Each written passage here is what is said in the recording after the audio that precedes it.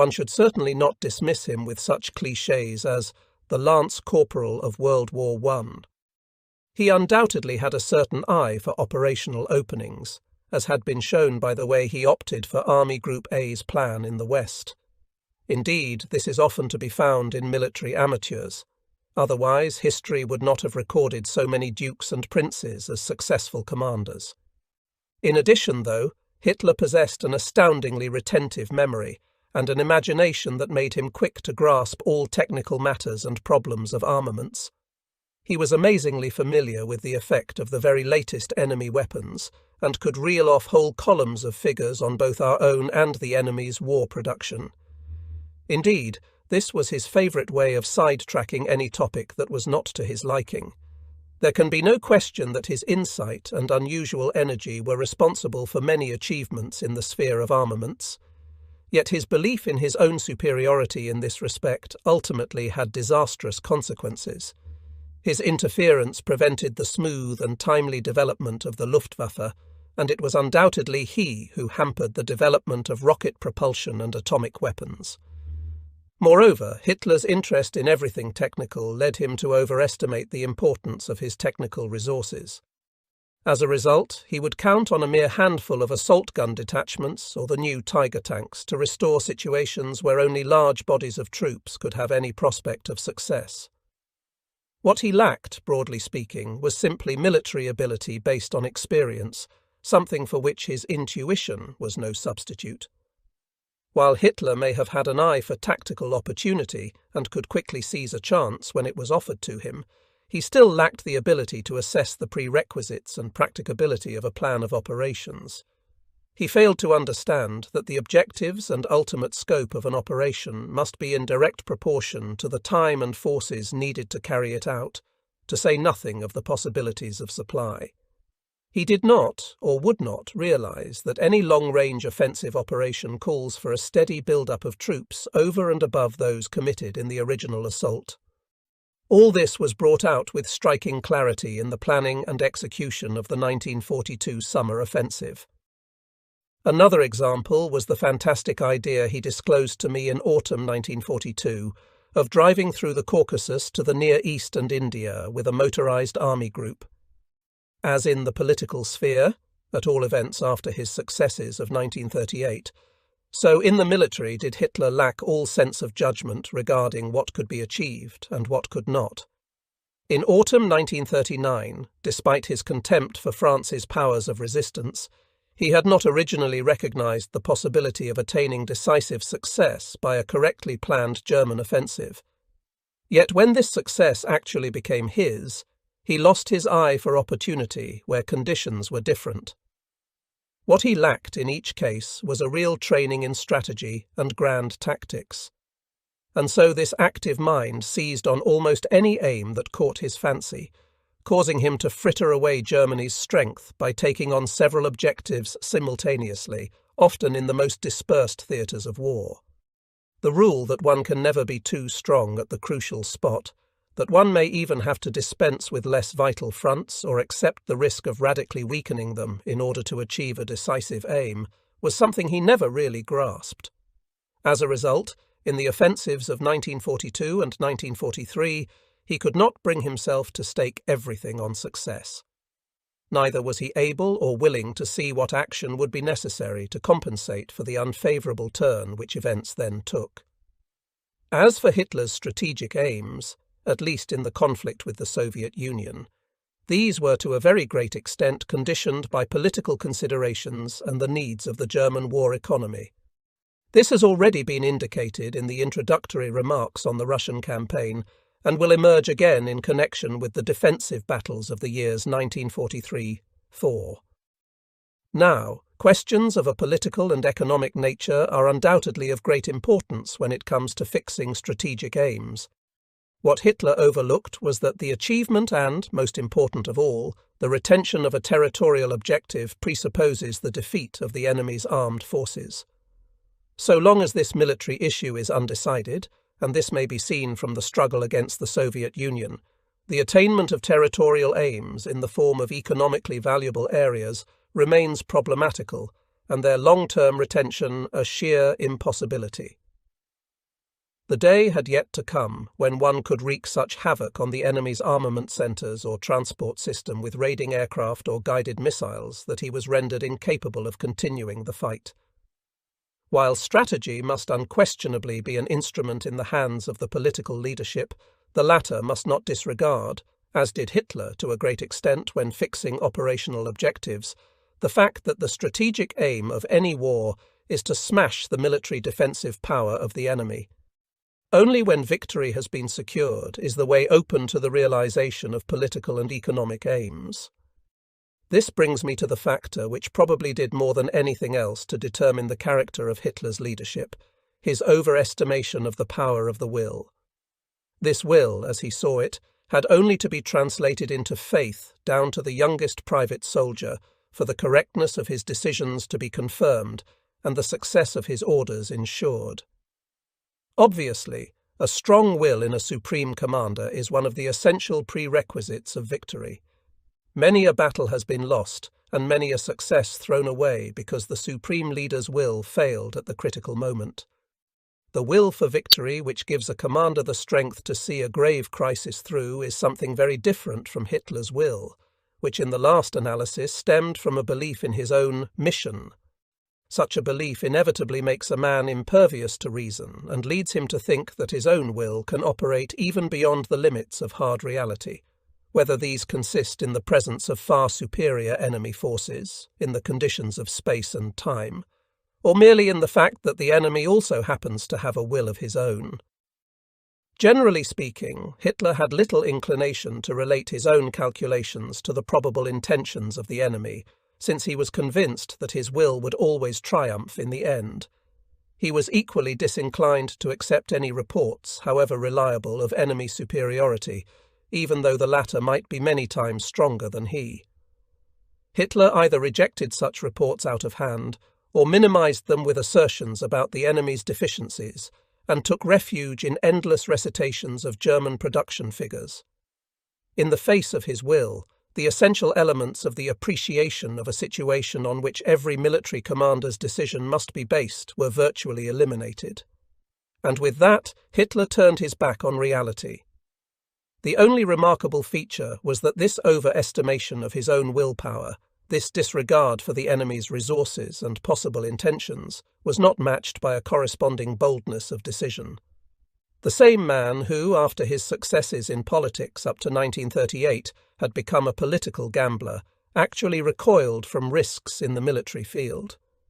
The only bold military decision that may be booked to Hitler's credit was probably the one he took to occupy Norway, and even then the original suggestion had come from Grand Admiral Raeder. Even here, as soon as a crisis cropped up at Narvik, Hitler was on the point of ordering the evacuation of the city and thereby of sacrificing the fundamental aim of the entire operation, which was to keep the iron ore routes open. During the execution of the Western Campaign, too, as we have seen earlier, Hitler showed a certain aversion to taking military risks. The decision to attack the Soviet Union was, in the last analysis, the inevitable outcome of cancelling the invasion of Britain, which Hitler had likewise found too risky. During the Russian campaign, Hitler's fear of risk manifested itself in two ways. One, as will be shown later, was his refusal to accept that elasticity of operations which, in the conditions obtaining from 1943 onwards, could be achieved only by a voluntary, if temporary, surrender of conquered territory. The second was his fear to denude secondary fronts or subsidiary theatres in favour of the spot where the main decision had to fall, even when a failure to do so was palpably dangerous. There are three possible reasons why Hitler evaded these risks in the military field. First, he may secretly have felt that he lacked the military ability to cope with them. This being so, he was even less likely to credit his generals with having it. The second reason was the fear, common to all dictators, that his prestige would be shaken by any setbacks. In practice, this attitude is bound to lead to the commission of military mistakes which damage the man's prestige more than ever. Thirdly, there was Hitler's intense dislike, rooted in his lust for power, of giving up anything on which he had once laid hands. In the same context, mention may be made of another trait of Hitler's, against which his Chief of Staff, Colonel General Zeitzler, and I both battled in vain throughout the period in which I was commanding Don Army Group. Whenever he was confronted with a decision which he did not like taking but could not ultimately evade, Hitler would procrastinate as long as he possibly could. This happened every time it was urgently necessary for us to commit forces to battle in time to forestall an operational success by the enemy or to prevent its exploitation. The General Staff had to struggle with Hitler for days on end before it could get forces released from less threatened sectors of the front to be sent to a crisis spot. In most cases, he would give too small a number of troops when it was already too late, with the result that he usually finished up by having to grant several times what had originally been required. The tussle used to last for whole weeks when it was a question of abandoning untenable positions like the Donetsk area in 1943 or the Dnieper Bend in 1944. The same applied to the evacuation of unimportant salients on quiet stretches of front for the purpose of acquiring extra forces. Possibly Hitler always expected things to go his way in the end, thereby enabling him to avoid decisions which were repugnant to him, if only because they meant recognizing the fact that he must accommodate himself to the enemy's actions. His inflated belief in his own willpower, a certain aversion to accepting any risk in mobile operations, the Retour offensive, for example, when its success could not be guaranteed in advance, and his dislike of giving up anything voluntarily, such were the factors which influenced Hitler's military leadership more and more as time went on.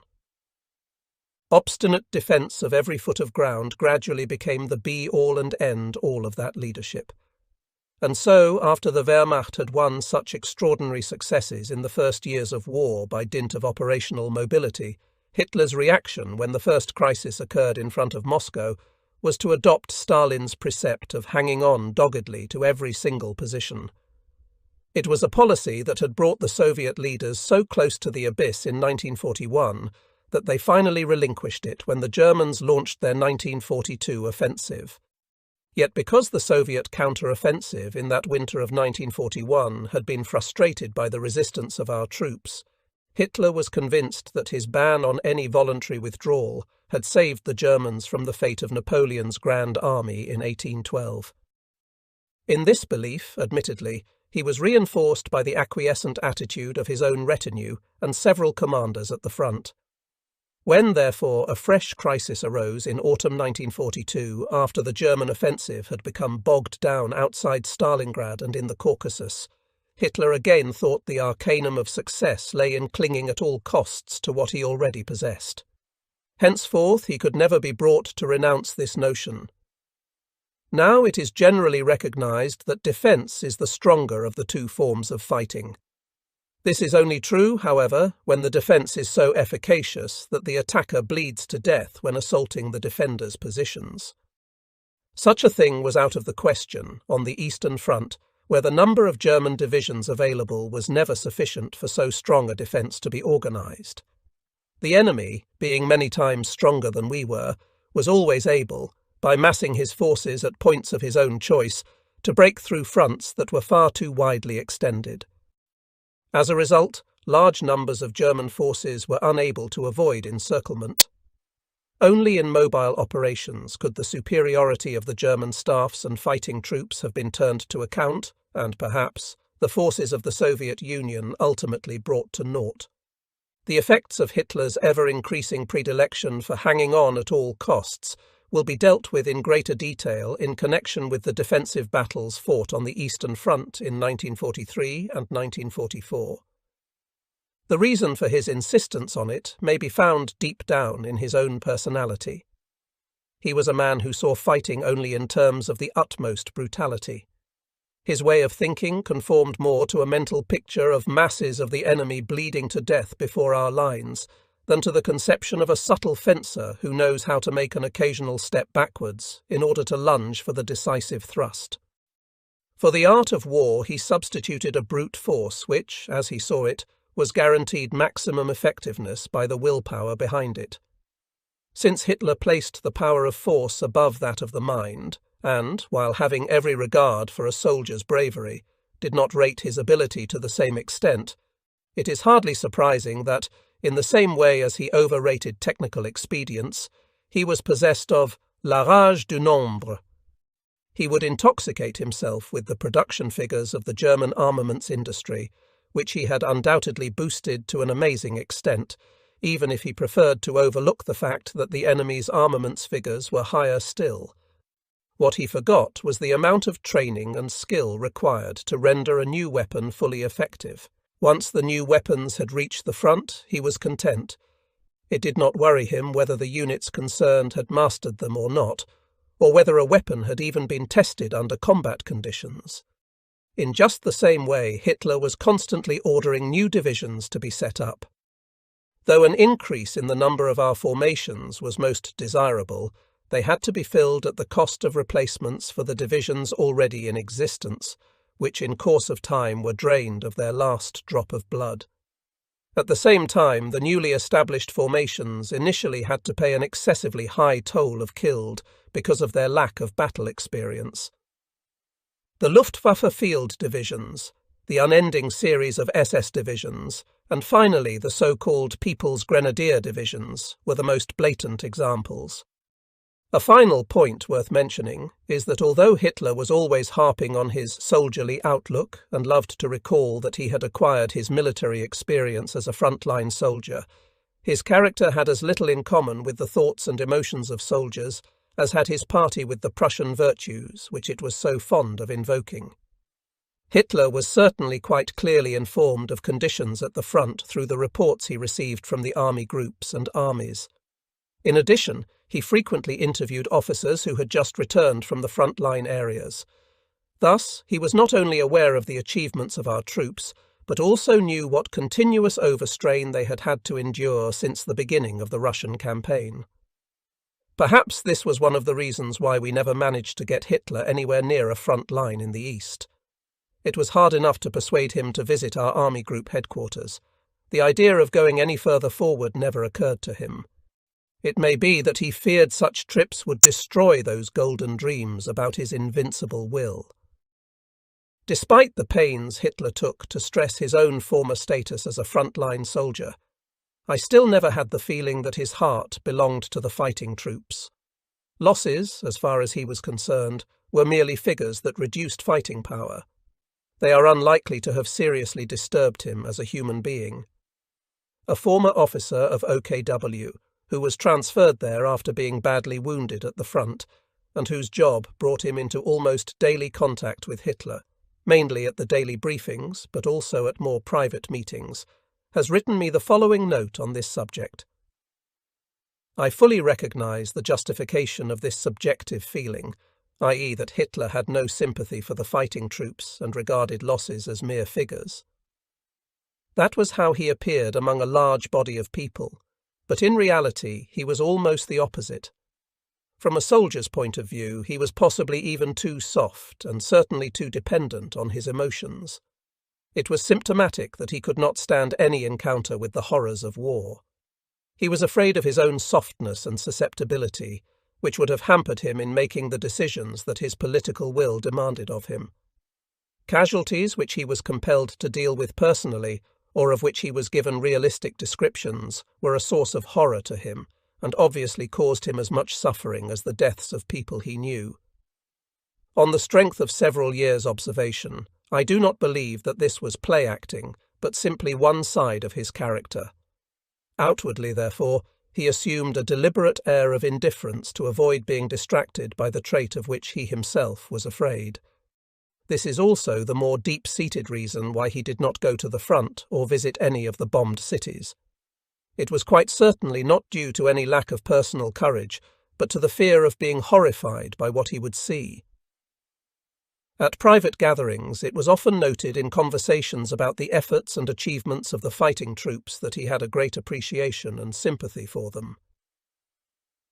The opinion of this officer, who was not one of Hitler's supporters or admirers, at least shows what dissimilar impressions people could have of Hitler's character and mentality, and how difficult it really was to get to the bottom of them.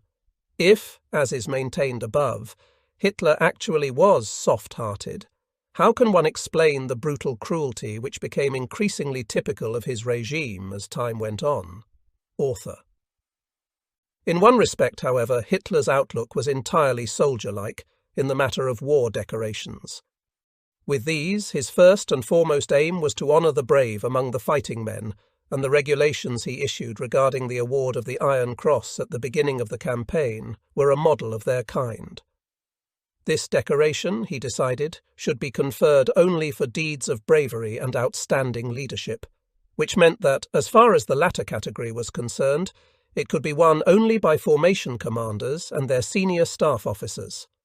Unfortunately, many of those responsible for awarding the decoration failed all along to observe this lucid and admirable ruling, partly, it must be admitted, as a result of the delay in creating a cross for meritorious war service, the Kriegsverdienstkreuz, which was intended for those who, though employed on duties rendering them ineligible for the Iron Cross, still deserved distinction.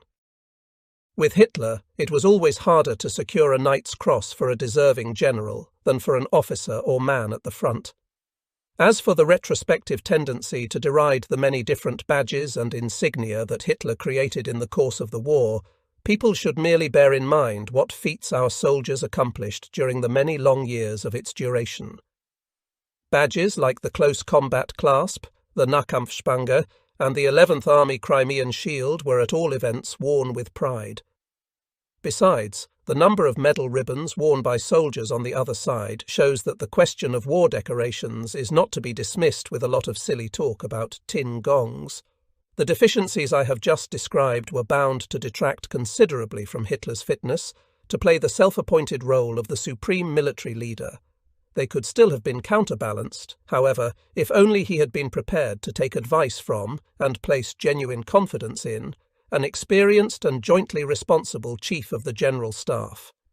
He did, after all, possess a number of the qualities indispensable to a supreme commander: a strong will, nerves that would stand up to the most serious crises, an undeniably keen brain and, as I said before, a certain talent in the operational field combined with an ability to recognize possibilities of a technical nature.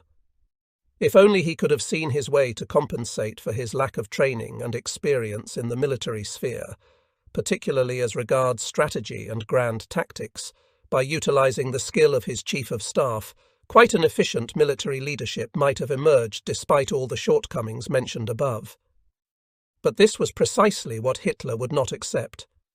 Just as he considered the power of his will to be in every way decisive, so had his political successes, and indeed the military victories early in the war, which he regarded as his own personal achievement, caused him to lose all sense of proportion in assessing his own capabilities. To him, the acceptance of advice from a jointly responsible chief of staff would not have meant supplementing his own will, but submitting it to that of another. Added to this was the fact that he was imbued by origin and background with an insuperable mistrust of the military leaders, whose code and way of thinking were alien to him. Thus he was not prepared to see a really responsible military adviser alongside himself. He wanted to be another Napoleon, who had only tolerated men under him who would obediently carry out his will. Unfortunately, he had neither Napoleon's military training nor his military genius.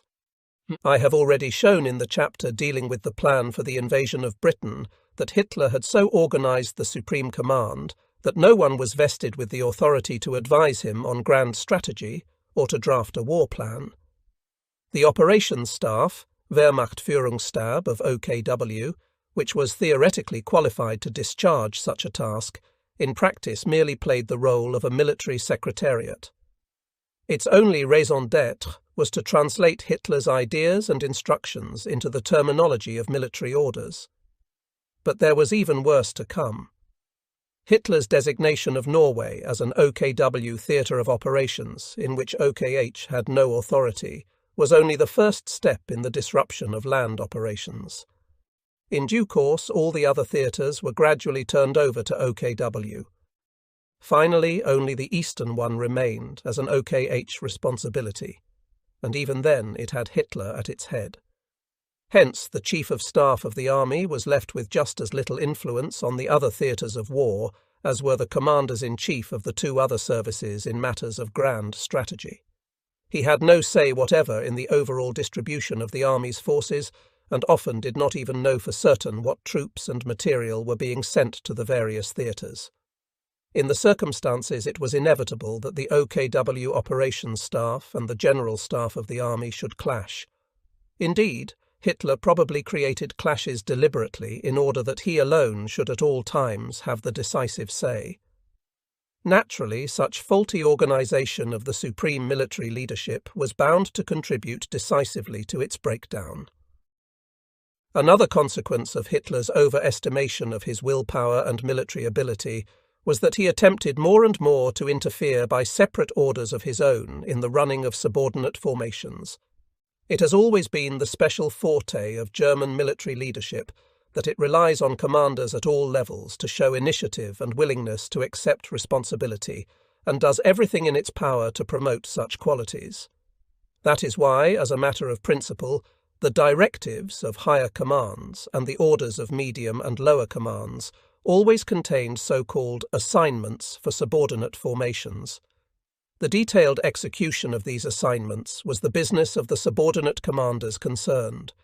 This system of handling orders was largely the reason for the successes scored by the German army over its opponents, whose own orders generally governed the actions of subordinate commanders down to the very last detail. Only when there was no other possible alternative left did anyone on our side encroach upon the authority of a subordinate formation headquarters by specifically laying down the action it should take. Hitler, on the other hand, thought he could see things much better from behind his desk than the commanders at the front. He ignored the fact that much of what was marked on his far too detailed situation maps was obviously out of date.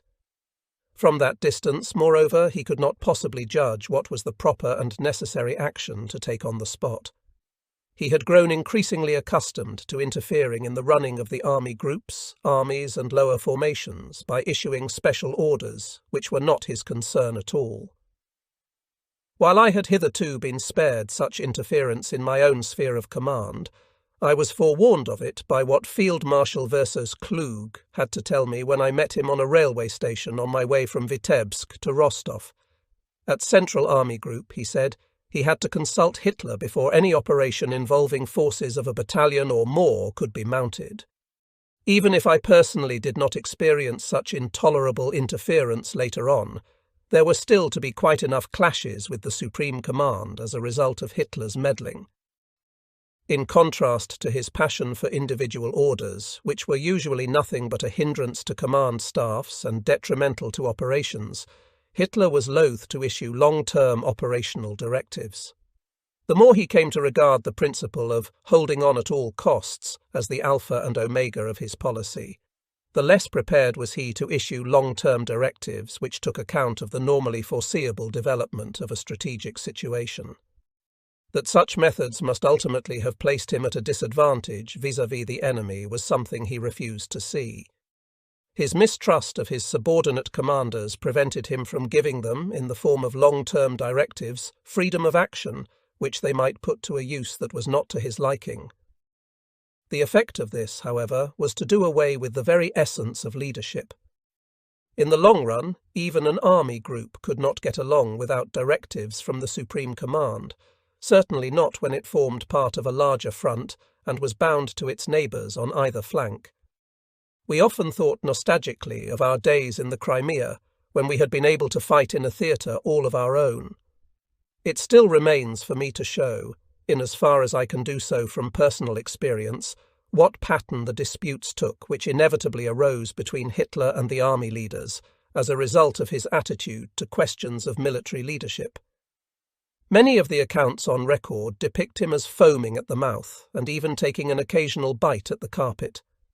Although he did undoubtedly lose all self-control on occasions, the only time he ever raised his voice or behaved badly when I was present was during the episode with Halder, which I have already mentioned. Hitler obviously sensed just how far he could afford to go with his interlocutor and what people he could hope to intimidate with outbursts of rage that may often have been simulated. I must say that as far as my own personal contacts with him went, he maintained appearances and kept things on a factual plane even when our views collided. On the one occasion when he did become personal, the extremely sharp retort it evoked was accepted in silence. Hitler had a masterly knack of psychologically adapting himself to the individual whom he wished to bring round to his point of view. In addition, of course, he always knew anyone's motive for coming to see him, and could thus have all his counter-arguments ready beforehand. His faculty for inspiring others with his own confidence, whether feigned or genuine, was quite remarkable. This particularly applied when officers who did not know him well came to see him from the front. In such cases, a man who had set out to tell Hitler the truth about things out there came back converted and bursting with confidence. In the various disputes I had with Hitler on operational matters in my capacity as an army group commander, what impressed me most was the incredible tenacity with which he would defend his point of view. There was almost invariably a tussle of several hours' duration before his visitor either attained his object or retired empty-handed, at best consoled with empty promises. I have known no other man who could show anything like the same staying power in a discussion of this kind. And while the maximum time involved in any dispute with a front-line commander would at worst be several hours, the Chief of Staff, General Zeitzler, often had to battle for days on end at the evening conferences in order to get Hitler to take the necessary action. Whenever one of these contests was in progress, we always used to ask Zeitzler what round they had reached. Besides, the arguments with which Hitler defended his point of view, and I include the purely military ones here, were not usually of a kind that could be dismissed out of hand. After all, in any discussion of operational intentions, one is almost always dealing with a matter whose outcome nobody can predict with absolute certainty. Nothing is certain in war when all is said and done. Whenever Hitler perceived that he was not making any impression with his opinions on strategy, he immediately produced something from the political or economic sphere. Since he had a knowledge of the political and economic situations with which no frontline commander could compete, his arguments here were generally irrefutable. As a last resort, all one could do was to insist that if he did not agree to the proposals or demands submitted to him, things would go wrong militarily, and in turn have even worse repercussions in the political and economic fields. On the other hand, Hitler frequently showed himself to be a very good listener, even when he did not like what was being asked of him, and on such occasions he was quite capable of objective discussion. Naturally, no relationship of any intimacy could develop between this fanatical dictator, who thought only of his political aspirations and lived in a belief in his mission, and the military leaders. The personal element obviously did not interest Hitler in the least. To him, human beings were merely tools in the service of his political ambitions.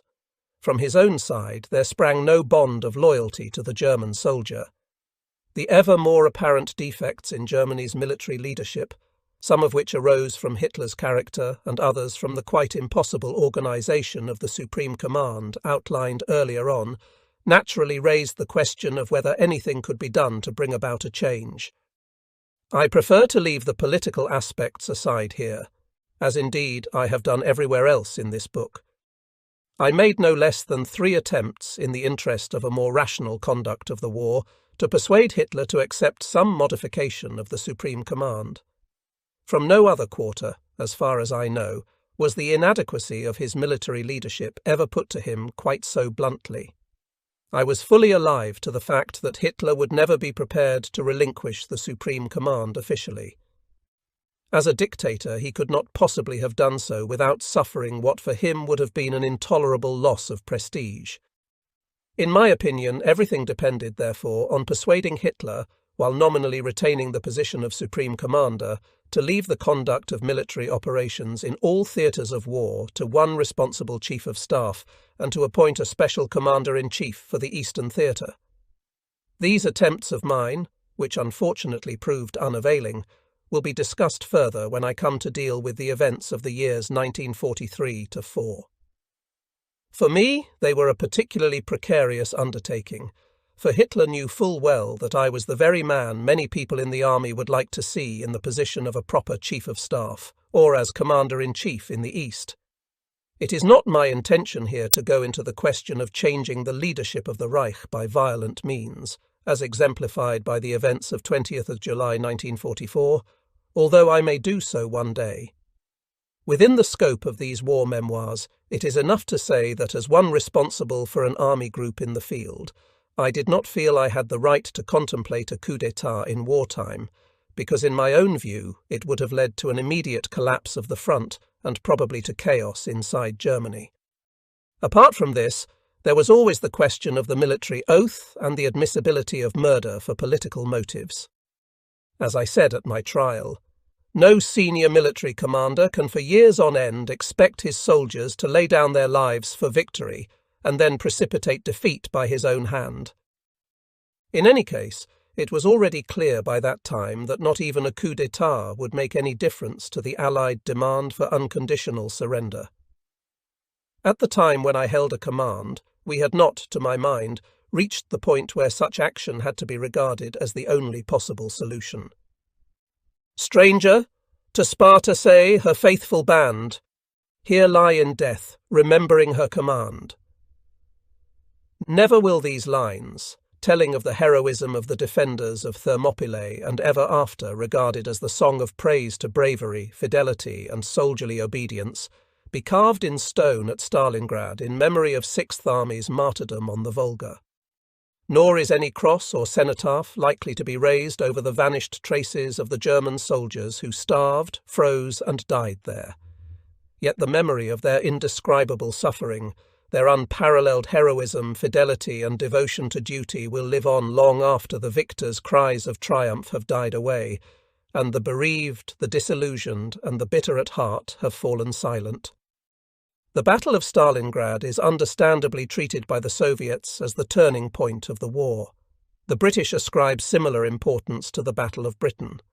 The Americans are inclined to attribute the Allies' final success to their own entry into hostilities. In Germany, too, many people feel constrained to regard Stalingrad as the decisive battle of World War II. In point of fact, not one of these individual events should really be rated as decisive. The outcome of the war was decided by a wealth of factors, the most significant of which was probably the hopelessly inferior position in which Germany ultimately found herself vis-à-vis her opponents in consequence of Hitler's policies and strategy. Stalingrad was certainly a turning point to the extent that the wave of German offensives broke on the Volga, to recede like a breaker on the ebbing tide. But grave though the loss of Sixth Army undoubtedly was, it still need not have meant that the war in the East, and ipso facto the war as a whole, was irretrievably lost. It would still have been conceivable to force a stalemate if Germany's policies and military leadership had been adapted to such a solution. The cause of Sixth Army's destruction at Stalingrad is obviously to be found in Hitler's refusal, doubtless mainly for reasons of prestige, to give up the city voluntarily. Yet the fact that Sixth Army could ever land in such a situation at all was due to the operational errors committed beforehand by the Supreme Command in the planning and execution of the 1942 offensive, most of all with regard to its final stages. The plight in which the German southern wing found itself in the late autumn of 1942 as a result of these mistakes will be dealt with in the chapter on the winter campaign of 1942-3. All I propose to do here is to bring out the points which settled the fate of Sixth Army. Thanks to the fact that Hitler's strategic objectives were governed chiefly by the needs of his war economy, the German offensive of 1942 had split into two different directions, the Caucasus and Stalingrad. By the time the German advance came to a halt, therefore, a front had emerged to hold which there were not enough German forces available. To make things worse, no strategic reserve existed, the Supreme Command having squandered 11th Army in every conceivable direction. Immediately it became free in the Crimea. Army Group A, with its front facing south, was located in the north of the Caucasus between the Black Sea and the Caspian. Army Group B held a front facing east and northeast, which began on the Volga south of Stalingrad and bent back north of the city to join the Middle Don, along which it continued to a point north of Voronezh. Neither of the two army groups was strong enough to hold fronts of this length, particularly if one bore in mind that despite its heavy losses, the enemy's southern wing had been able to avoid destruction and was not really beaten at all. Apart from this, the enemy had very strong strategic reserves in his other sectors, as well as in the hinterland. Last but not least, a gap 190 miles wide yawned between the two army groups in the Kalmyk steppes, guarded only by the quite inadequate resources of one division, 16 motorized, based on Yelista. The attempt to hold this overextended front for any length of time constituted the first of the mistakes which were to plunge Sixth Army into its desperate situation at the end of November 1942. The second and even more fatal mistake was that Hitler compelled Army Group B to tie down its principal striking force, 4th Panzer and 6th Armies, in the fighting in and around Stalingrad. The job of protecting the deep northern flank of this group along the Don was left to 3rd Romanian Army, 1 Italian and 1 Hungarian Army, and, in the Voronezh sector, to the weak 2nd German Army. Hitler must have known that even behind the Don the Allied armies could not stand up to a strong Soviet attack. The same was true of 4th Romanian Army, which he had entrusted with the task of guarding the open right flank of 4th Panzer Army. The attempt to gain control of the Volga by taking Stalingrad in a set battle after the original assault had been only partially successful, would at best have been admissible on a very short-term basis. But to leave the main body of the army group at Stalingrad for weeks on end with inadequately protected flanks was a cardinal error. It amounted to nothing less than presenting the enemy with the initiative we ourselves had resigned on the whole southern wing, and was a clear invitation to him to surround Sixth Army. A third mistake was the utterly grotesque chain of command on the German southern wing. Army Group A had no commander of its own whatever. It was commanded by Hitler in what might be called a part-time capacity.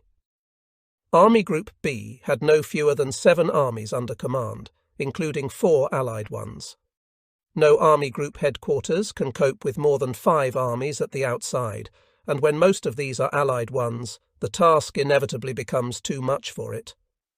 HQ Army Group B had quite rightly established itself at Starobielsk, behind the defensive front on the Don, in order to keep a better eye on the Allied armies.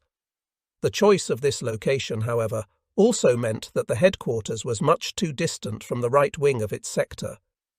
Another factor was that by his frequent interference in the conduct of operations, Hitler largely deprived the Army Group headquarters of control of 6th Army. It is true that OKH had recognized these command problems and made plans to create a new Don Army Group under Marshal Antonescu. The new headquarters had not been set up, however, as Hitler first wished to see Stalingrad fall. This failure to use the Romanian marshal was a serious mistake.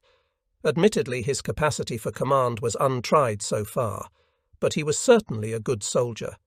In any case, his presence would have lent greater weight to our calls for further forces to guard the flanks of the Stalingrad front.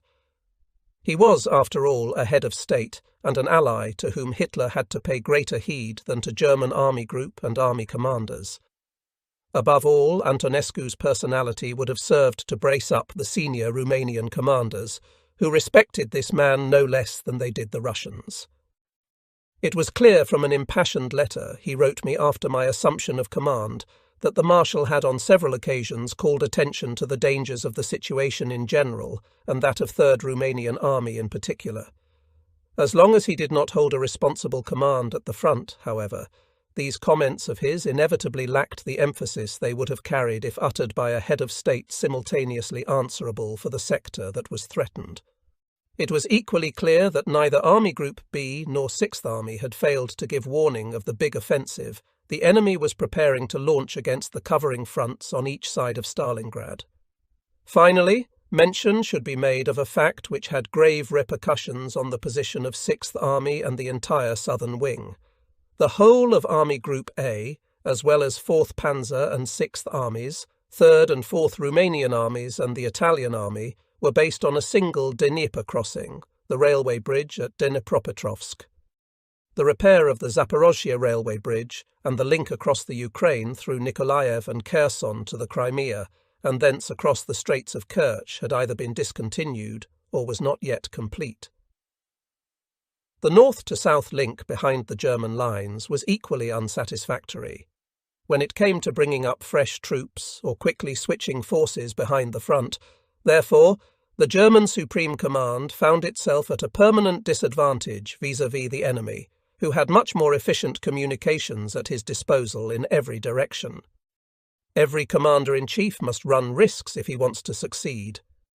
The risk undertaken by the Supreme Command in the late autumn of 1942, however, should never have consisted in tying down the most hard-hitting forces of Army Group B at Stalingrad over a long period in which it was content to leave the Don front covered by such an easily destructible screen. One possible argument in the Supreme Command's favour is that it was quite unprepared for the Allied armies to break down so completely. Yet the Romanians, who were still the best of our allies, fought exactly as our experiences in the Crimea implied they would. Any illusions about the Italians' fighting capacities, of course, were inexcusable from the start. The risk which the German command ought to have taken, after the summer offensive had merely won us more territory without bringing about the decisive defeat of the Soviet southern wing, consisted in returning to mobile operations between the Caucasus and middle reaches of the Don, with due advantage being taken of the large bend of the river, in order to prevent the enemy from attaining the initiative. But to substitute one risk for another was not in keeping with Hitler's mentality. By failing to take appropriate action after his offensive had petered out without achieving anything definite, he paved the way to the tragedy of Stalingrad. The OKH order received by 11th Army Headquarters on 21st November in the Vitebsk area laid down that for the purpose of stricter coordination of the armies involved in the arduous defensive battles to the west and south of Stalingrad, we were to take over command of 4th Panzer Army, 6th Army and 3rd Romanian Army as HQ Don Army Group. Since we lacked a Quartermaster General's branch, we were to be joined by the one already formed for Marshal Antonescu. It was headed by Colonel Fink, a General Staff officer whose soundness of character was matched only by his extraordinary talent for organising supply and transport, and who in due course mastered all the supply difficulties with which the Army Group constantly found itself confronted. The airlift to 6th Army, unfortunately, was outside his control. After my recall in April 1944, Colonel Fink was transferred to the staff of the Commander-in-Chief in the West, where, I am told, he soon had supply and transport in a state as near perfection as the enemy's complete domination of the skies permitted. As one of the men implicated in the conspiracy against Hitler, he was executed after 20th of July 1944. Don Army Group's task, as defined in the OKH order, was to bring the enemy attacks to a standstill and recapture the positions previously occupied by US. Initially, the only reinforcements promised us were a corps headquarters and a division which were to be moved up to Milerovo, behind the future right wing of Army Group B. It may be gathered from the wording of our task and the insignificance of the proposed reinforcements that when issuing this order, OKH still did not realise the danger of the situation around Stalingrad, although the ring had closed around 6th Army that very day. Further information was forthcoming in Vitebsk and during a train stop when I was able to talk to Field Marshal versus Kluge and his Chief of Staff, General Wöhler. From this I gathered that the enemy had broken through 3rd Romanian Army's front on the Don northwest of Stalingrad in very great strength. Between 1 and 2 Soviet tank armies were involved, in addition to a great deal of cavalry, in all some 30 formations. The same thing had happened south of Stalingrad to 4th Romanian Army, which was under command of 4th Panzer Army. Before leaving Vitebsk, therefore, I sent the Chief of the General Staff a teleprinter message pointing out that in view of the magnitude of the enemy effort, our task at Stalingrad could not be merely a matter of regaining a fortified stretch of front. What we should need to restore the situation would be forces amounting to an army in strength, none of which, if possible, should be used for a counter-offensive until their assembly was fully complete. General Zeitzler agreed with me and promised to try to let us have an armoured division and 2 or 3 infantry divisions by way of addition. I also teleprinted a request to Army Group B that 6th Army be instructed to withdraw forces quite ruthlessly from its defence fronts in order to keep its rear free at the Don crossing at Kalach. Whether this instruction was ever passed to 6th Army, I have been unable to discover. Not until we arrived at HQ Army Group B in Starobielsk on 24th of November did we obtain a clear picture of recent events and the current situation from the commander, Colonel General Baron versus Wykes, and his Chief of Staff, General Vesus Sodenstern. In the early hours of 19th November, after a tremendous artillery barrage, the enemy had broken out of his Don bridgehead at Kremenskaya, and had also crossed the river further west to attack both the left wing of 6th Army, 11 Corps, and 3rd Romanian Army, 4 and 5 Romanian Corps. Simultaneously, he had launched a strong attack against 4th Panzer Army, Colonel General Hoth, south of Stalingrad, where it was intermingled with 4th Romanian Army. While the left wing of 6th Army had held firm, the enemy had been able to overrun the Romanians completely on both fronts. At each of the 2 points of penetration, strong Soviet tank forces had immediately pushed through in depth, just as we had taught them to do. By an early hour on 21st of November, they had already linked up on the Don at Kalach, where the bridge so vital for the supply of 6th Army had fallen into their hands intact. Since the forenoon of that day, therefore, the ring had been closed around 6th Army and the German and Romanian elements of 4th Panzer Army, which had been squeezed back into the pocket from the area south of Stalingrad. The encircled troops included 5 German corps, totalling 20 divisions, 2 Romanian corps, the mass of the army artillery not on the Leningrad front, and large numbers of army engineer units. Even later on, the Army Group was unable to obtain any exact data on the sum total of German soldiers trapped in the pocket.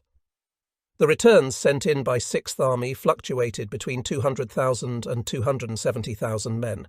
But it must be remembered here that the stated ration strengths included not only the Romanian troops, but also many thousand indigenous volunteers, the so-called Hiwis, and prisoners of war. The most commonly quoted figure of over 300,000 is undoubtedly exaggerated. Various communication zone troops were left outside the pocket, as were part of the B echelon transport, a number of the wounded, and all ranks on leave. These residual elements, which later formed the cadres with which most of the 6th Army divisions were reconstituted, still amounted to anything between 1,500 and 3,000 men per division. If one bears in mind that the divisions of 6th Army had already fallen off in strength in November, the estimate that there were 220,000 men in the pocket, even allowing for the strong complement of army artillery and engineers, is probably fairly accurate. The situation on 24th November was approximately as follows. The only intact formations left to 4th Panzer Army were 16 motorized division on its southern wing, widely extended across the steppes on both sides of Yelista, and 18 Romanian division on the northern side. All the other Romanians had either been thrown back into Stalingrad or overrun. With what remnants of the Romanian units it could scrape together, plus various German communications zone troops, the army tried to hold an emergency defence line forward of Kotelnikovo and was not attacked again for the time being. What was left of 4th Romanian Army, including the headquarters, was placed under command of Colonel General Hoth. After the Romanian collapse, his 4 corps, which had been part of the front south of Stalingrad, had swung back onto a front south and southwest of Stalingrad and had come under command of 6th Army. 6th Army, consisting of 4, 8, 11 and 51 Army Corps and 14 Panzer Corps, was surrounded at Stalingrad. It had taken 11 corps and elements of 8 corps out of the front facing north on both sides of the Don and put them into the pocket's newly formed western front, the salient tip of which reached to a point east of the Kalach Bridge. A new southern front had been formed out of reserves and those elements of 4th Panzer, or 4th Romanian Army, which had been thrown back to Stalingrad. The pocket measured about 30 miles across from east to west, and 25 miles from north to south. Both wings of 3rd Romanian Army had been broken through. In its centre, a group of about 3 divisions under the same General Lascar, who had distinguished himself at Sevastopol, had put up a brave resistance, but they had since been surrounded and were now thought to have been captured. 48. Panzer Corps, which had been in reserve behind the front facing the Don bridgehead, had launched what appears to have been a belated counterattack, but this had proved unsuccessful. Both its divisions were now encircled and under orders to fight their way out to the west. The Corps commander, General Heim, had already been replaced on orders from Hitler and summoned to the latter's headquarters. There Hitler had him sentenced to death at a court-martial presided over by Göring, who was always available for tasks of this kind, on the ground that he, General Heim, was to blame for his corps' failure. Heim was later rehabilitated when it was found that his forces had indeed been too weak for the task confronting them. 48. Corps consisted of the newly formed Romanian Armoured Division, which had had no battle experience whatever, and 22 Panzer Division, which had obviously not been up to standard from a technical point of view. For all practical purposes, 3rd Romanian Army had only about 3 divisions still in existence. They were those of 1 and 2 Romanian Corps, which had not been drawn into the battle and were located next to the Italians on the Don. In the opinion of Army Group B, 6th Army had at most 2 days' ammunition and 6 days' rations left. These estimates were subsequently found to have been too low. The airlift to date, insofar as the weather had permitted one to operate at all, had provided only 1/10 of the Army's requirements of ammunition and fuel. 100 Junkers aircraft, equivalent to a working load of 200 tons less the inevitable losses, had been promised, and others were to follow. Intelligence reports showed that the enemy had poured some 24 formations, i.e. divisions and armoured or mechanised brigades, through the gap he had torn in the front south of Stalingrad. These had then wheeled north against the southern flank of 6th Army, which they were fiercely attacking. From the point where he had penetrated 3rd Romanian Army, the enemy had also pushed about 24 formations through towards Kalach in the rear of 6th Army. About 23 more had been reported further west, advancing south and southwest towards the Chir.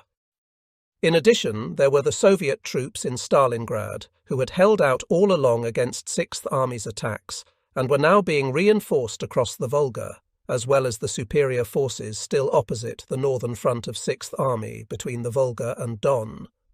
Finally, there was no doubt that the enemy was continuously bringing up reinforcements by rail.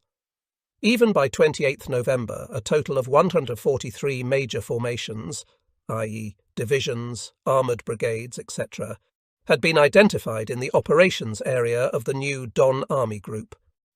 The forces to form Don Army Group under my command were as follows. First, there was 6th Army, surrounded at Stalingrad by an enemy roughly 3 times as strong, and composed of 20 very tired German and 2 Romanian divisions. Its stocks of ammunition, fuel and food were running low, and there was no steady inflow of supplies to build them up again. Quite apart from the fact that it was surrounded, the army enjoyed no operational freedom whatever, having received categorical orders from Hitler to hold fast to the fortress of Stalingrad. Next came the remnants of 4th Panzer Army and the 2 Romanian armies. The best forces we possessed at present were one hitherto untouched German division, 16 motorised, which could not be withdrawn from its defensive positions out in the steppes because it constituted Army Group A's only cover from the rear, and 4 still intact Romanian divisions, whose combat value was unquestionably inferior to that of the Russians. 6th Army's subordination to HQ Don Army Group was more or less a fiction. However, in practice, it had hitherto come directly under OKH. It was Hitler who had tied it down at Stalingrad, when it might still have been able to fight its own way out. Now, operationally speaking, it was immobilized. The army group could no longer command it, but merely give it assistance. Besides, Hitler was still maintaining his direct control of Sixth Army by a General Staff Liaison Officer who was installed with his own signals section at Sixth Army headquarters. Even in the matter of supplies, Hitler had the final say, since he alone had the means at his disposal to maintain the army from the air.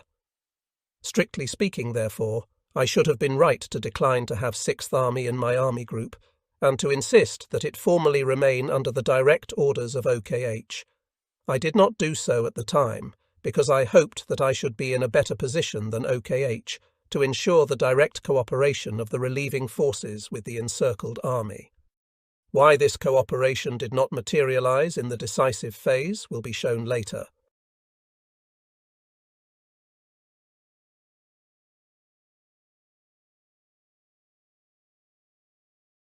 Apart from Sixth Army, which being surrounded was unusable in the operational sense, all that Don Army Group found awaiting it initially were mere remnants.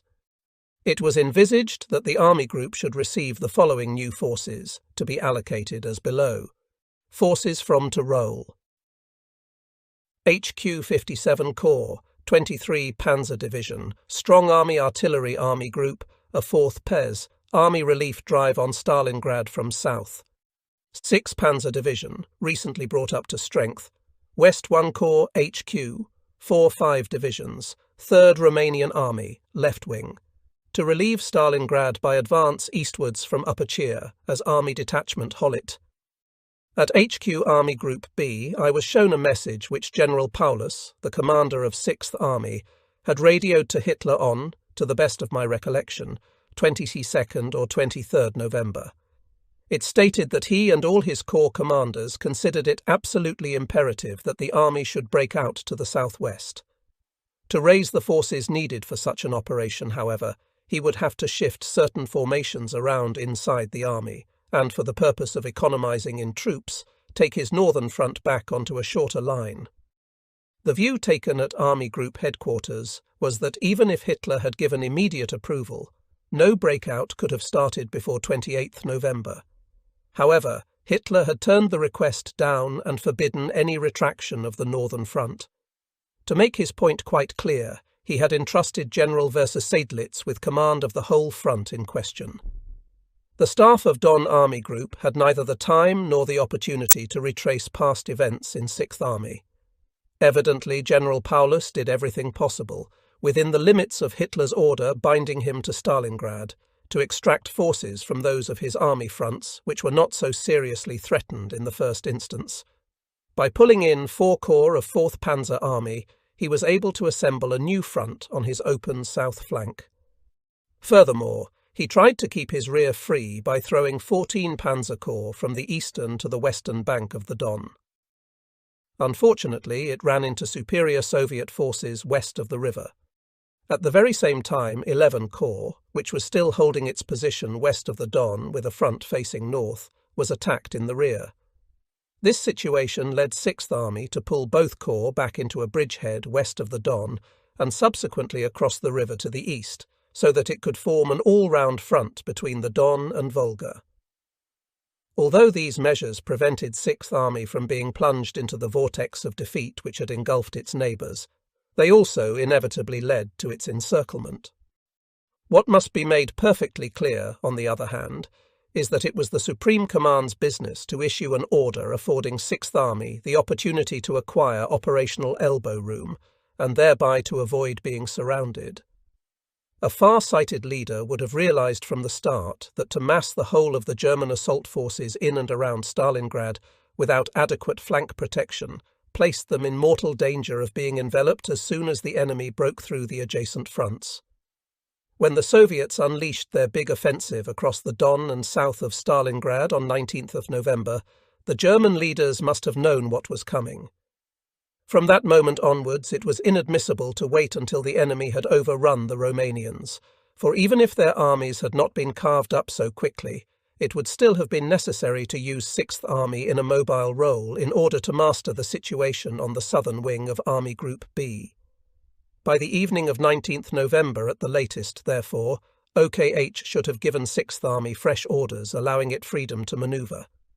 Without going into the details of the first few days of the Soviet offensive, one may safely say that the encirclement of Sixth Army could only have been prevented if the latter had attempted a breakout in the very early stages, either by crossing the Don to the west or by striking southwest along the east side of the river.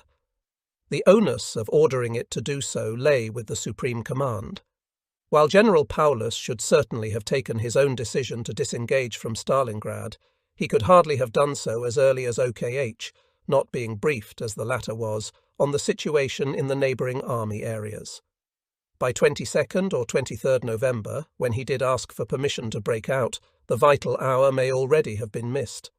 The fact that it was a serious psychological error to put this request to Hitler at all is another matter. Paulus had been acquainted with Hitler's views on the war in the East since the winter of 1941, when he had been Oberquartiermeister the Firm at OKH.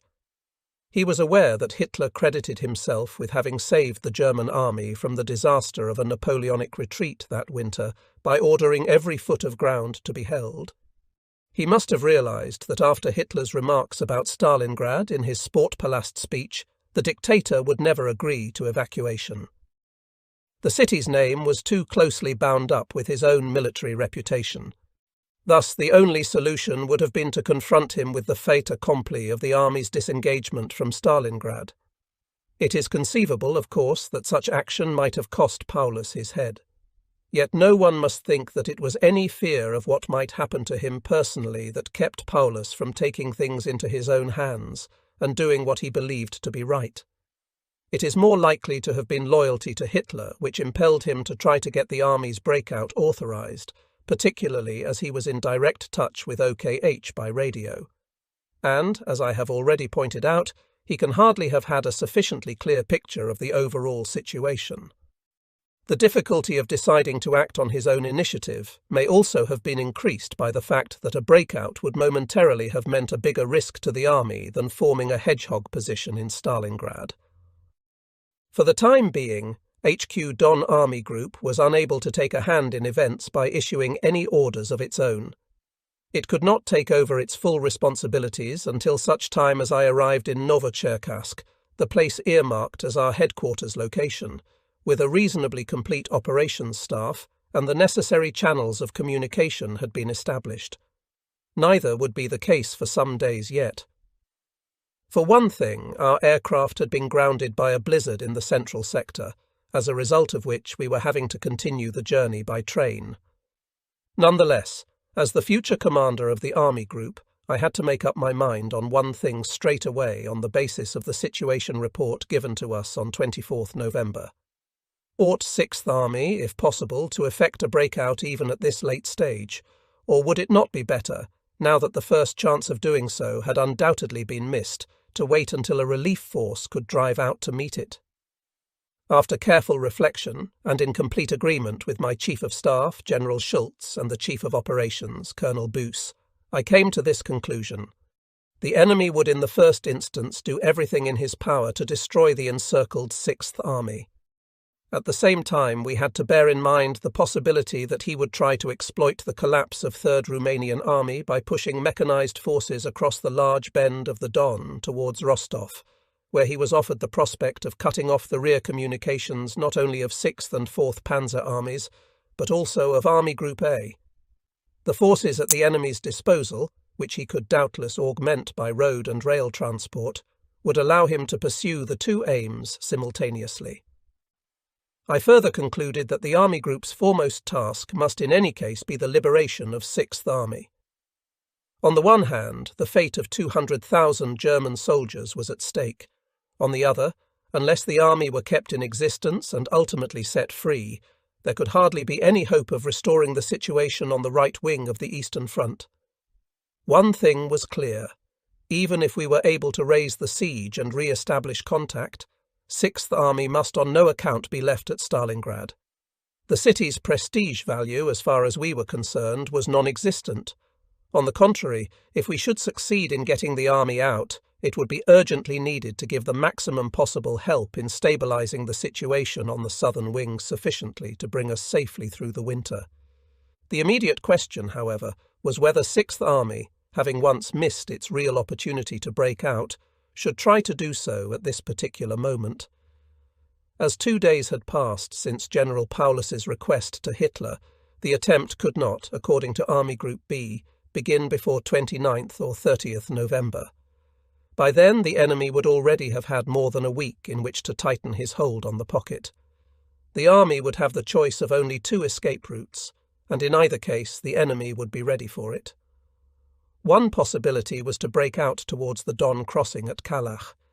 But even if the army managed to pierce the encircling ring in this direction, there would still be the Don to bar its passage. Although most of the ammunition would have been expended on the original breakthrough, the army would now have to force a crossing against the powerful forces advancing west of the river towards the Lower Chier against negligible opposition. Its prospects of getting across when it was short of ammunition and hard pressed by the enemy from north, east and south seemed more than doubtful. Conditions might be slightly better if 6th Army were to try to break through to the remnants of 4th Panzer Army by moving in a southwesterly direction east of the Don, though here too the enemy would be ready for it. The objection in this case was that even if the actual breakthrough were successful, the army could not count on there being any German forces to meet it in the first instance. On its heels would be the Soviet armies now opposite its eastern, northern and western fronts around Stalingrad, while west of the river the enemy would be able to follow it southwards and forestall all its attempts to effect a crossing to the west. Most probably the army would sooner or later have no choice but to stand and fight out in the steppes without adequate supplies of ammunition, fuel or food. Some elements, such as tank units, might possibly get away, but the fate of the army as a whole would be sealed. The Soviet forces it had been engaging till then would be released, and this in turn was likely to lead to the destruction of the German army's entire southern wing, including Army Group A, which was still out in the Caucasus. For the sake of both 6th Army and the situation on the southern wing generally, our aim had to be to get the former out of the pocket intact and in fighting trim. This might have been done already if the Supreme Command had granted it operational freedom as soon as the danger of its encirclement became apparent. By now, however, it seemed too late for the army to break free and remain fit for further action without the extraneous help of relief forces. On the other hand, it could be assumed that once the 2 relief groups moved off, 6th Army's position would be substantially easier in the operational sense, even if not for the initial breakthrough. Once the enemy advancing west of the Don were engaged by other forces, 6th Army would at least be spared the prospect of having to fight that particular opponent. And if, at the same time as 6th Army moved off, the other relief group were to thrust into the rear of the Soviet siege front east of the Don, the enemy would be compelled to weaken the latter and thereby to facilitate the beleaguered army's initial breakthrough. Although the Hollet relief group was finally never committed in that role, it did in fact tie down the Soviet forces operating west of the Don. The advance of 4th Panzer Army, on the other hand, forced the enemy to weaken his front around Stalingrad considerably. Author. At the same time, the fact had to be faced that any delay was dangerous, since it would give the enemy time to consolidate his siege front. Such a risk could only be entertained if the Supreme Command guaranteed to supply 6th Army by air for as long as was needed to liberate it. Such was the premise for not now resorting to the desperate solution of an isolated breakout by 6th Army, but for awaiting a fresh opportunity. This would present itself as soon as the relief groups could go in. In the light of the foregoing, I informed the Chief of Staff of the Army by telephone that the Army Group's views were as follows. A breakout by 6th Army to the southwest was probably still possible even now. To leave the army at Stalingrad any longer constituted an extreme risk, in view of the ammunition and fuel shortage. Nevertheless, since we considered that the best chance for an independent breakout had already been missed, it was preferable from the operational point of view at the present time to wait until the projected relief groups could come to the army's aid, always assuming that an adequate airlift could be counted upon. The latter factor, we emphasized, was absolutely decisive. The relief operation could be launched with the forces due to arrive at the beginning of December. To achieve real effect, however, it would require a steady flow of further reinforcements, as the enemy would also be throwing in powerful forces on his own side. An isolated breakout by Sixth Army might still become necessary if strong enemy pressure were to prevent us from deploying these new forces. An absolute prerequisite for accepting the risk of not making an immediate breakout from Stalingrad was that Sixth Army should daily receive 400 tons of supplies by air. 400 tons daily was the Army's minimum requirement of vehicle fuel and infantry and armour-piercing ammunition. After the ration stocks, etc., had been exhausted, this basic minimum rose to 550 tons. I made it perfectly clear in this conversation that unless the delivery of supplies could be guaranteed, one could not risk leaving Sixth Army in its present situation any longer, however temporarily. Anyone who witnessed the subsequent tragedy of Stalingrad, Hitler's mulish determination to hold on to the city, OKH's deliberate failure to take the very last chance offered to it, a subject on which more will be said in due course. The delays which occurred in assembling the relief group of 4th Panzer Army, and the Soviet breakthrough on the Italian front, which rendered Army Detachment Hollit incapable of any action to relieve Stalingrad, will conclude that it would have been better to insist on an immediate breakout by Sixth Army.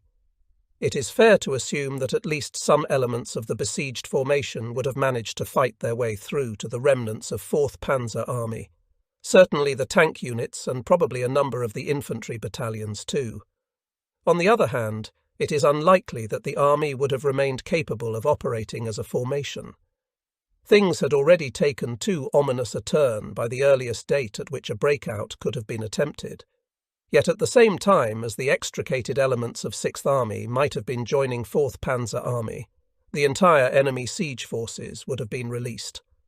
With that, in all probability, the fate of the whole southern wing of the German forces in the east would have been sealed, including Army Group A. I would nonetheless emphasize that the latter consideration played absolutely no part in shaping our appreciation of 24th November. Far from wanting to sacrifice Sixth Army in the interest of saving the southern wing, we hoped that it would have a better chance of escape when working in conjunction with the two groups earmarked for its relief than if it tried, at this late stage, to break out on its own.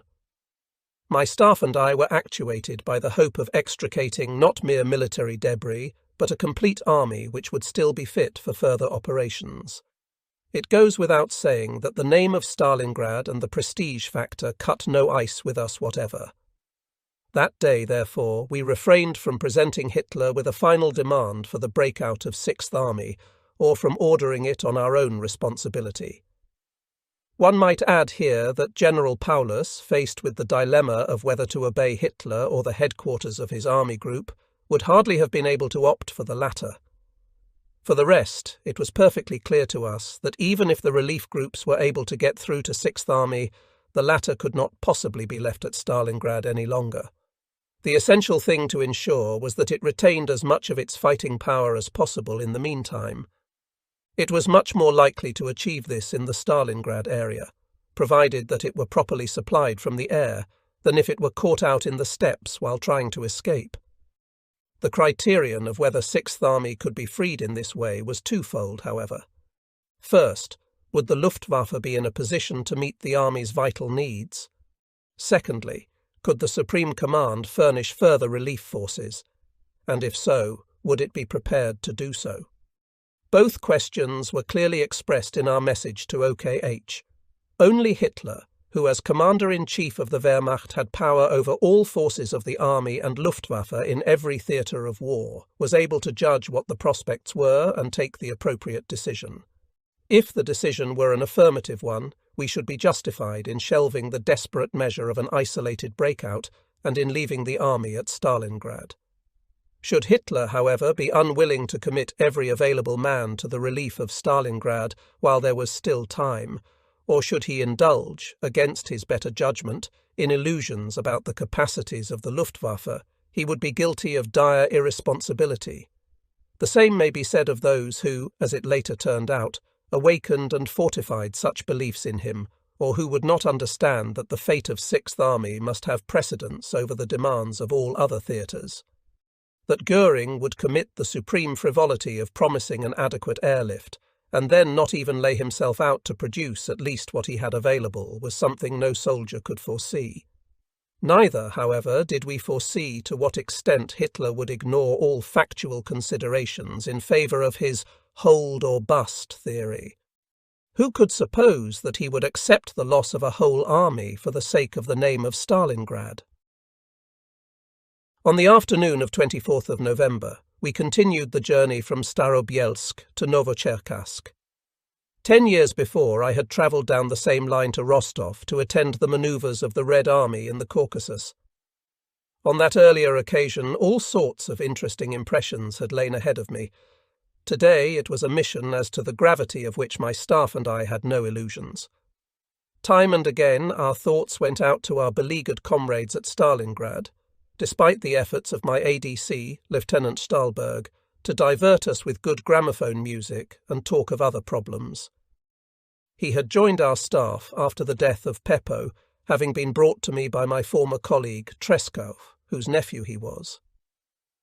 Stahlberg remained my constant companion till the end of the war. Throughout those years he was a faithful assistant to me in all personal matters. On the morning of 26th of November, I broke my journey in Rostov to see General Hofe, the head of the German military mission to Romania, who had originally been designated as the German Chief of Staff of Antonescu's army group. He painted a most disagreeable picture of the state of the two Romanian armies on the Stalingrad front. Of their 22 original divisions, he told us, 9 were completely wiped out, 9 had run away and could not be sent into action for the time being, and 4 were still fit for battle. Given time, however, he hoped to form a few extra formations out of the wreckage. The antithesis to Hofe's report was provided by a letter written to me by Marshal Antonescu. He had some bitter things to say about the Supreme Command, which he accused of not paying enough attention to his frequent warnings regarding the mounting danger in the Kremenskaya bridgehead opposite 3rd Romanian Army's front. He also complained of the way his own assumption of command had been repeatedly postponed. With every justification, moreover, the Marshal pointed out that of all Germany's allies, Romania and he personally had done most for the common cause. Of his own accord, he had made 22 divisions available for the 1942 campaign, and unlike Italy or Hungary, had unreservedly placed these under German command, despite not being bound to the Reich by any obligation of a contractual nature. His letter voiced the justified disillusionment of a soldier who sees his troops lost through the mistakes of others. Inwardly, I could not dispute the justness of the Marshal's criticisms. I wrote to tell him that as one who had not previously been involved in the events in question, I was unable to comment on his strictures myself and had passed his letter on to Hitler, at whom of course I knew them to be aimed. It could certainly do Hitler no harm to have to read such unvarnished criticism by his most loyal ally.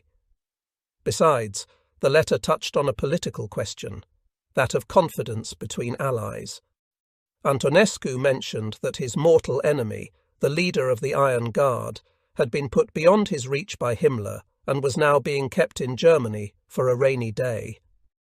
The Iron Guard, a radical political organization, had earlier staged a putsch against the Antonescu regime, and initially succeeded in surrounding the Marshal's official residence. Though the Marshal had ultimately been able to put down the rising, the Iron Guard leader had escaped abroad. It was understandable that Antonescu should consider himself disloyally treated when Himmler now held a protecting hand over this man. Such underhand tactics were hardly conducive to the strengthening of an alliance. Antonescu's original reason for writing to me was to complain that German officers and men, in both their official and unofficial capacities, had been guilty of roughly handling Romanian soldiers and passing defamatory remarks about them. Although such occurrences could be accounted for by recent events and the poor showing made by many Romanian units, I naturally took immediate action. However much one might sympathise with the indignation of German troops who had been left in the lurch by neighbouring units, incidents of this kind could only damage our common cause. I have already shown what could and could not be expected of Romanian troops in various situations, but they were still our best allies and did fight bravely in many places. On 26th of November, we arrived at our new headquarters in Novocherkassk. The only guard unit available was a battalion of Cossack volunteers, who obviously considered it a special honour to do sentry duty in front of our office building. As our main channels of communication were ready the next night, we were able to take over command of Don Army Group on the morning of 27th November. The task confronting us was a two-sided one.